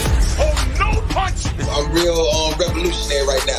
Thank you for being the voice of Black America. All momentum we have now, we have to keep this going. The video looks phenomenal. See, there's a difference between Black Star Network and black-owned media and something like CNN. You can't be black-owned media and be scared. It's time to be smart. Bring your eyeballs home. You dig?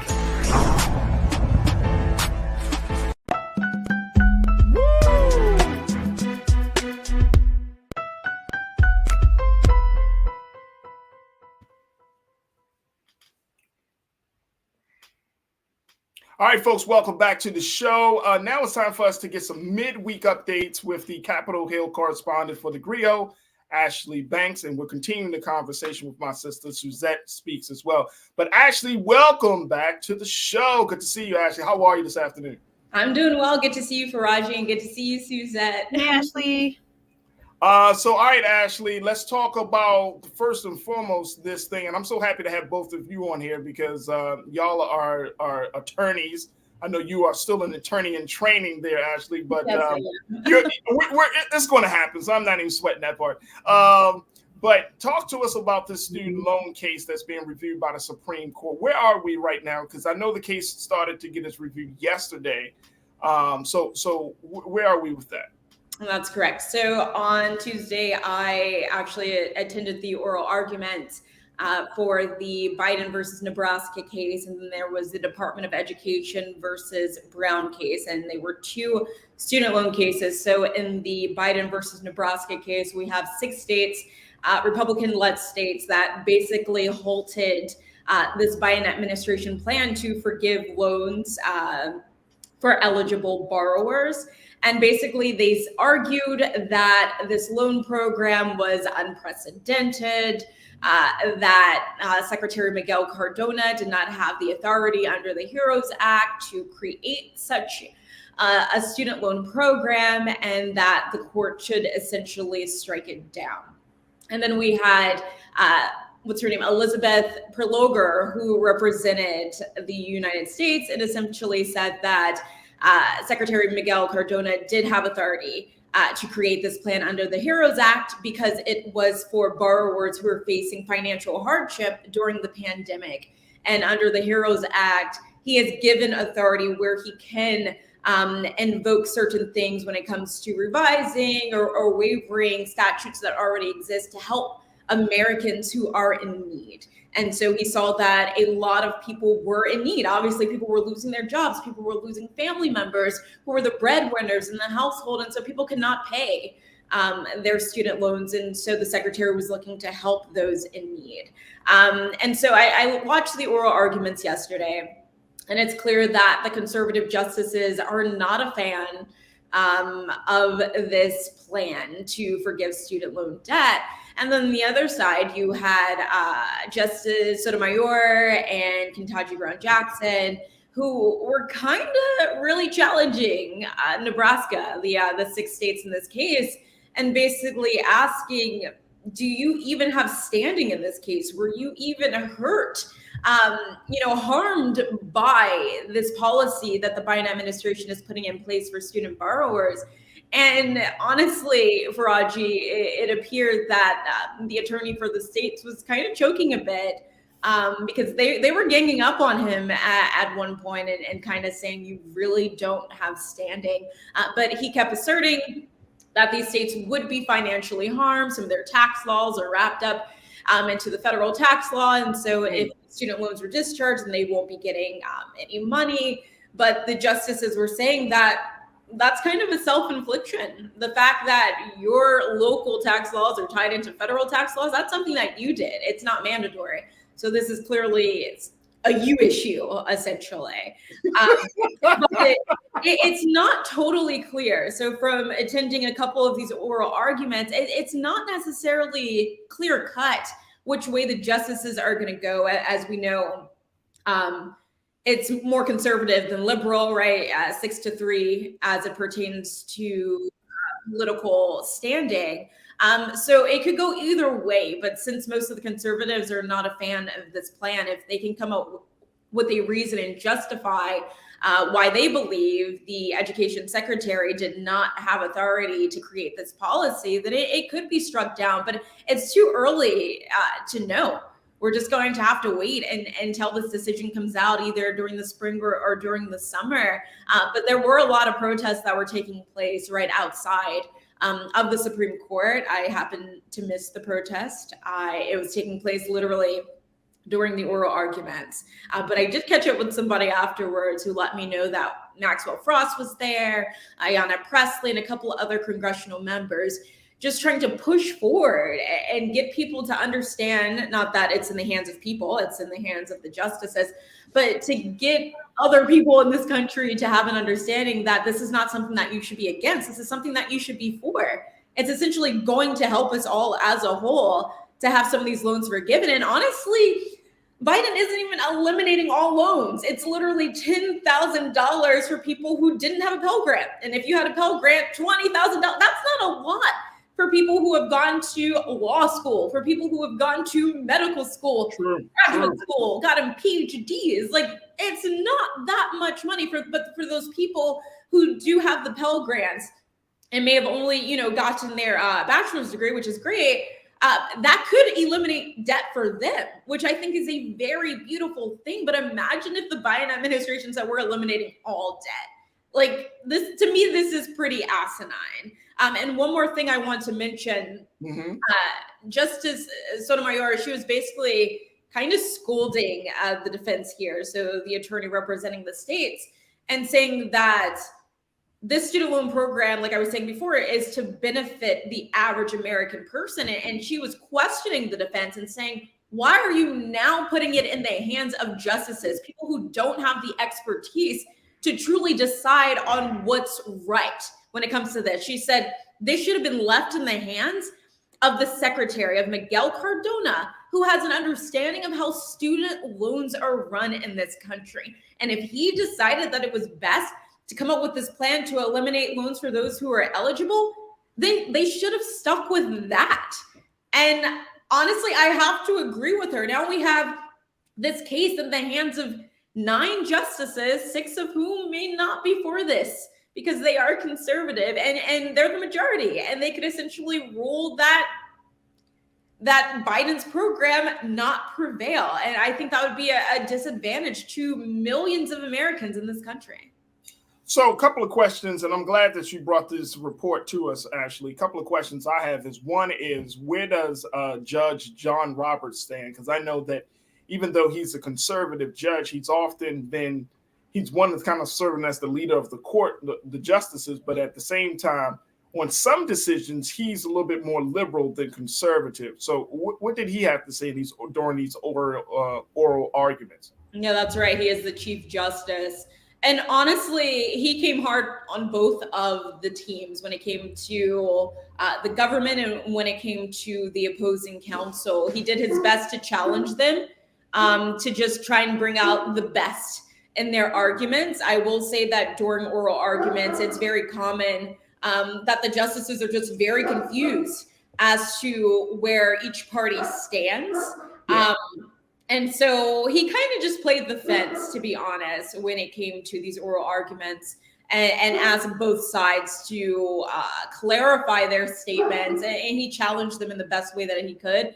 But Chief Justice Roberts tends to be really good at not tipping his hand. Like I was able to see with Justice Ketanji Brown and even Justice Kagan, you could tell how they felt during the oral arguments, depending on how they reacted to whoever was giving their oral argument. But Chief Justice Roberts, for the most part, he was pretty much even when it came to challenging both parties. But during the oral arguments also, since he's the chief, he does a lot of dictating which justice goes next, and he was allowing everyone to have their opportunity to get questioning it. Suzette, we got a few moments before we go to our next pause, but what's your take of all of this? Yeah, the two key issues that Ashley just explained in terms of standing, as well as whether this falls within the HEROES Act, has very large implications. I know we're right up on a break, but if this was a part of what Congress allowed the executive branch to do under the HEROES Act, then great. But if the court finds that they overstep, there might be other implications as to what other programs the executive branch has instituted vis-a-vis the various secretaries or the White House that may have to kind of go back under consideration as being too far reaching. Whether there is standing is the main issue. When you bring a lawsuit, you have to have some sort of remedy and you have to show that you were hurt. So there's this big question that's hinging on whether these 6 states that have brought this lawsuit are actually owed a remedy. Can they prove that they are being injured by this loan forgiveness? So it's very interesting to see what will happen, and we'll get the answer soon enough in June. In June. My other question is, did anyone ever bring up and this might be offbeat, this might not be a part of the conversation, but just as much as some of these 6 states are balking about giving money back to students, what about the fact that so many millions of dollars were given to some of these Republican leadership from the PPP loan, and they haven't been called to account for it? It's very interesting. 1.75 trillion is the student loan debt.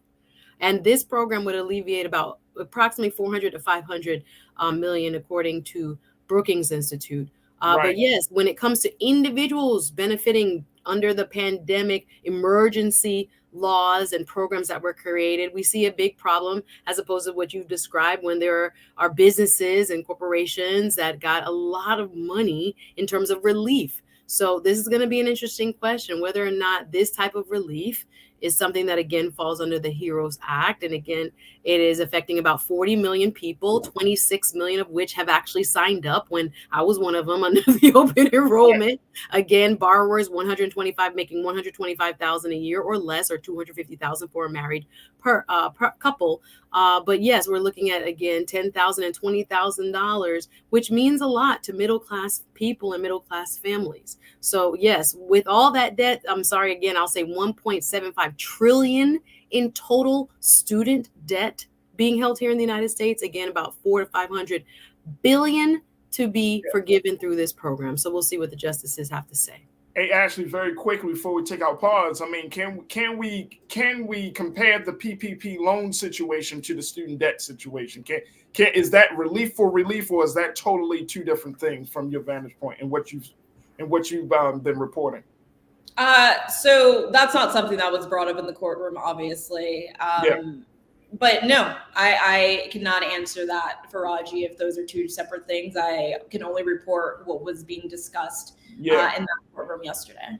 Yeah, absolutely. Absolutely. All right, we got to take a quick pause. When we come forward, we'll continue the conversation with Ashley Banks, Capitol Hill correspondent for the Griot, Suzette Speaks, who are TV host and attorney, and of course with you, as we're talking about this case that has gone before the Supreme Court around student loan debt cancellation. What's your take? Crew, let me know what your thoughts are as the oral arguments, the opening arguments have been given in this case that we may not hear from until June, spring or summertime of this year. What's your take? Stay with us. The conversation continues on the other side here on The Culture on the Black Star Network.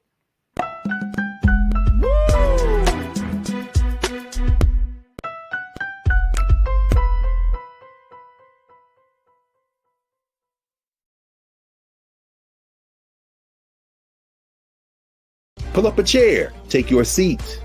The Black Tape with me, Dr. Greg Carr, here on the Black Star Network. Every week, we'll take a deeper dive into the world we're living in. Join the conversation only on the Black Star Network. Black Star Network is here. Oh, no punch! I'm real revolutionary right now. Thank you for being the voice of Black America. All momentum we have now, we have to keep this going. The video looks phenomenal. See, there's a difference between Black Star Network and Black-owned media and something like CNN. You can't be black-owned media and be scared. It's time to be smart. Bring your eyeballs home. You dig?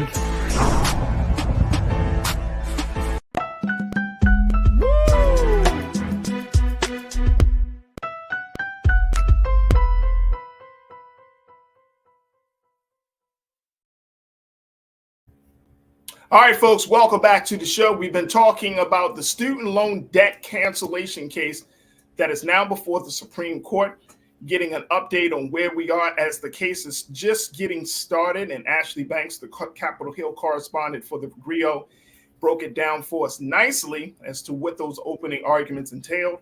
And of course, giving us her analysis of where this thing may go. Suzette Speaks, our attorney and TV host here, she's given her analysis, and I want to hear from you. What do you think of this as these opening arguments have been given, and the fact that we're going to see the fate of this program in the hands of 9 Supreme Court justices, who Justice Sonia Sotomayor said, why put it in the hands of 9 justices instead of the man that understands how this process works, the Secretary of Education? Big question that I don't think that the defense can really answer. And so we will see how this case plays out. But what's your take on this? Let me know your thoughts. Post your comments in the chat. And of course, we'll try to get to as many of your comments as possible, crew. Let's go to Brian Christian. Brian checked in and said the conservative SCOTUS judges are hypocrites to themselves. Some of them had to deal with student loan debts. Yeah, that's the pushback I get, Ashley, that I don't understand, to Brian's point.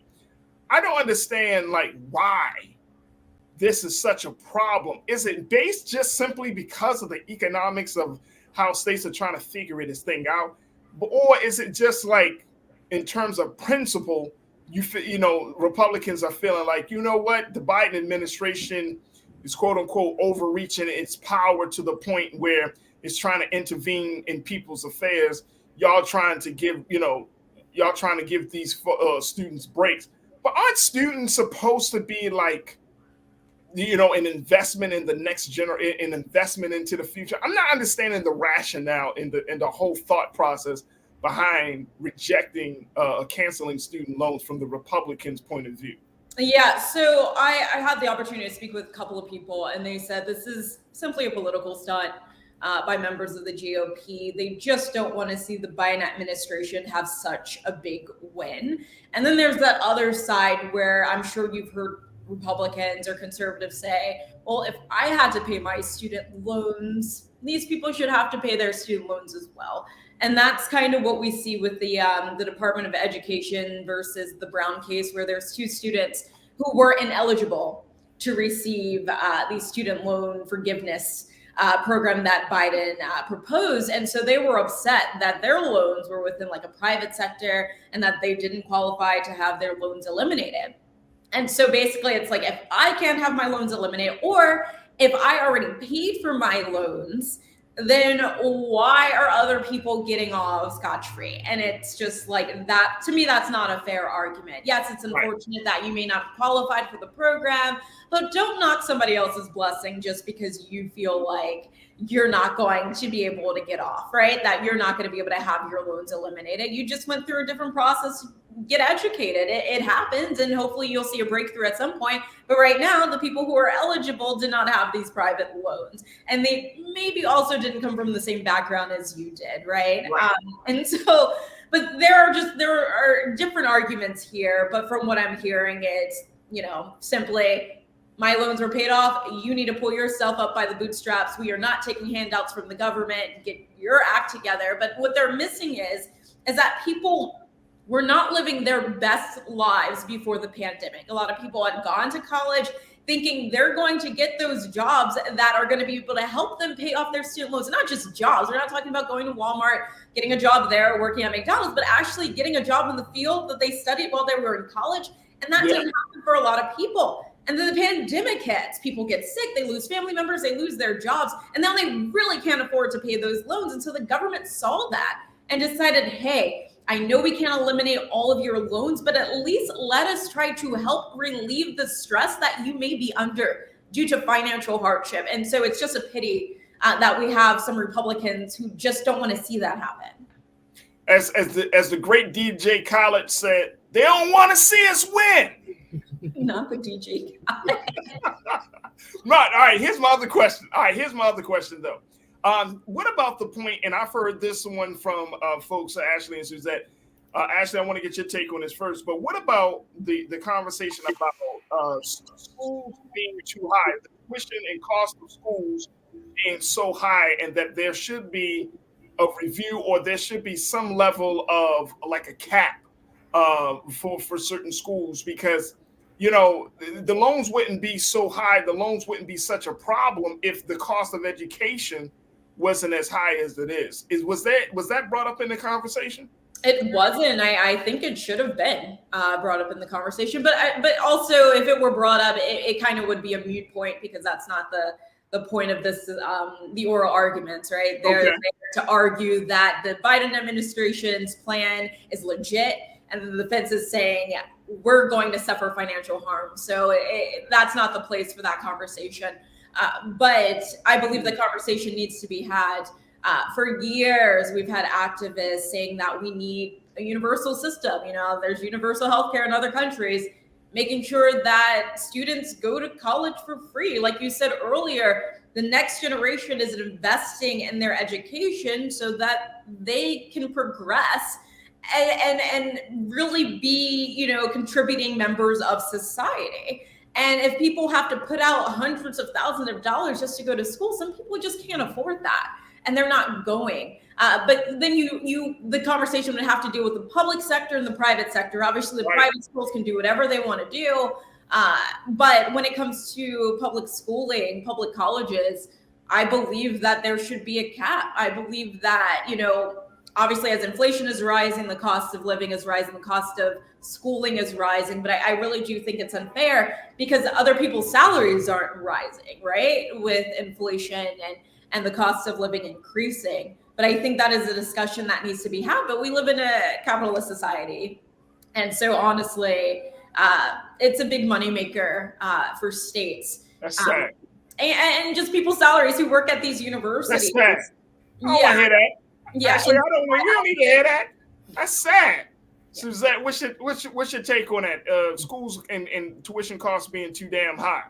Well, there's truth to it. I mean, there are people that have argued for quite some time now that the cost of education is just out of control. And of course, there are bidding wars, there are pricing wars in terms of the perception of how valuable a specific institution is. People wouldn't want, some universities argue, a cheap sounding or cheap costing university. There's that kind of, marketing that goes along with your sticker price. But this is something that needs to come up in terms of Congress. So if this is something that I think the American people want to see, then it becomes a question as to, lobbying your congressional leaders so that they start to, work on legislation and get something passed with this regard. But it would be very difficult, I think, and it's kind of free market kind of politics and in our system, people can set whatever price they want to. But if there's something with regard to public education that can be done, it would have to be either state legislatures or our U.S. Congress. Absolutely. Yeah, can you jump in real quick, Farajii? Go ahead. Suzette is saying here, it's up to Congress for sure. And we saw a couple years back where Bernie Sanders, he proposed a bill for free college and the cancellation of student debt, but he received a lot of backlash, people just calling him an extreme liberal who just doesn't understand how the economy works. But there are quite a few people that are in Congress who do want to see colleges free of charge for American citizens and for every American borrower to not be in debt. Damn, man! If Bernie Sanders was president, let me go to a couple of the crew remarks. Instructor Joe, you said the cost of education is increasing, but the quality of education is not, and the value of that education is steadily depreciating. So I think that's the other part of this. I mean, it's probably unspoken, but you're paying for something, and then you're not really able to get the greatest benefit from. But then I think that is juxtaposed to what Chris mentioned. Chris Big, my guy, you said get a degree in something that's so sought after. You don't need loans like risk management or electrical engineering and patent law. So we're talking about a lot of money is being spent, and then you still have students, Ashley, who are going into these colleges, racking up these prices, and then they're for courses or for majors that they may not even use. They may not even take advantage of it. You know what I'm saying? So personal choice. I don't know if that comes up into the discussion as well. But how big of an emphasis should we place on that? I feel like people should be able to choose what they want, right? I hear Chris, and I think that, it's kind of practical. But at the same time, if I'm going to be investing 4 years of my life out of university and I'm already spending money, it's going to be on something I want. I'm fortunate that I was able to attend Morgan State University and receive a bachelor's in journalism, and to actually become a journalist was a huge success. But I also know a lot of people who attended university with me and wanted to become journalists, but just couldn't land that gig. And here we are literally 10 years post-graduation, and they're just having to work whatever gig that they can find. They were great journalists. They just did not, connect well, or weren't able to land the position that they wanted, or lacked resources. I know attending that HBCU 10 years ago, we didn't have the resources that the university has today. Thank you to President Nick Wilson. But it depends on the school you're going to as well, not just the degree that you're seeking. So we have, the University of Maryland College Park and the Towson University in Maryland. And those people, if they're attending the university for journalism, they have programs in place for these people to have mentors. And by the time they're about to graduate, some of them already have jobs lined up. And so, we can try to hold people responsible, the ones who are actually choosing their major, but it's the universities as well. That if they're accepting students' money, they also need to be setting them up for success, not for them to just get a degree and have to fend for themselves. It's a part of a process, right? If you're investing in an education, you're not just investing in the education just to have it.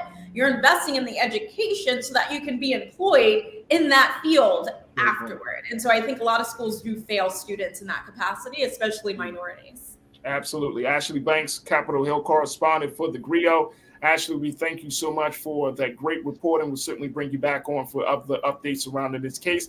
And for some of the other stories, I know you got another story on hand in terms that we have to talk about, which is the whole idea of FBI informants. Woo! That's a good one. I can't wait to talk about that. So we'll bring you back sometime very, very soon to have that conversation. But Ashley, thank you so much for your report, and we truly appreciate it. Sounds good. Thank you, Farajii, and see you, Suzette. Bye. See you soon. Suzette, oh my gosh. What can I say, Suzette? Another great show. Yes, thank you for having me. Very quickly, Suzette, do you want to speak on that personal choice piece? I think we have to go back to trade schools. There's so much more. I think it's probably too much for the time we have left, but I'm thinking about everybody doesn't have the same scholastic ability or aptitude. And so I think we do need liberal arts educations for a variety of reasons, because if I'm looking at the numbers in terms of the MBAs we're cranking out and the amount of people that get laid off and kind of the numbers in the book being more important than the people. I think you need humanities. I think you need liberal arts. I think, some of that education is very important, but I do think sometimes people who need the economic boost don't have the luxury of being able to take some of those. But we need social workers. We need people who do mental health. We need all kinds of folks have value in this society. Everybody cannot necessarily be, trained in a highly technical area. That's why I like to say you got to go back to the basics. Not everybody's even going to go to college. So let's give them options before they even get there and start taking on this debt. Because there are a lot of trained people that make good money and can sustain themselves and a family. So there's so much more I want to say, but I know we're out of time. Out of time. Suzette Speaks, my sister. Make sure y'all check her out. Suzette Speaks on her YouTube channel. Subscribe to Suzette. Yes. Continue to show support for her as we celebrate Women's History Month, especially, and have celebrating women who tell their story. Suzette, thank you so much, sis. God willing, we'll connect with you next week. Yes, can't wait. See everybody soon. Take care of yourself. Thanks for watching.